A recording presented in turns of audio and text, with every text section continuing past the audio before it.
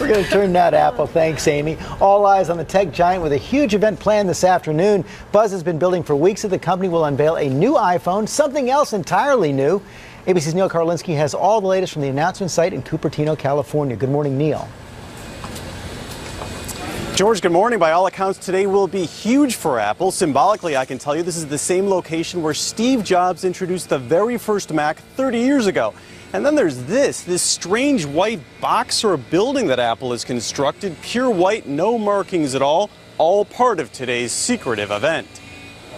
Few product launches in recent history have come with so much secrecy, so much anticipation, from that cryptic Apple invite, "Wish we could say more," to people already waiting in line at Apple stores across the country. And endless speculation. Next big thing. It's a safe bet that Apple will show off its much anticipated iPhone 6 and, for the first time ever, a brand new product, a wearable device some have called the iWatch.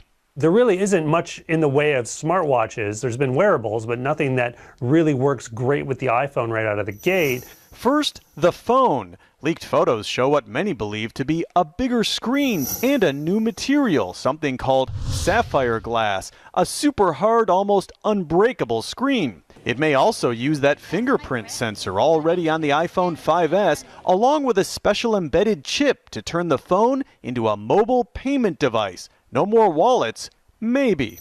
Then there's the iWatch, or whatever it might be called, rumored to include a slew of health tracking sensors and possibly a wireless way to recharge. Of course, not all Apple predictions of the past have borne fruit. Mock-up images online remind us of these, which, believe it or not, are what many expected the iPhone to look like before its big launch in 2007. Will the predictions get it right this time? The big question is, will Apple live up to its own hype? And it's a lot of hype and a lot of pressure to live up to.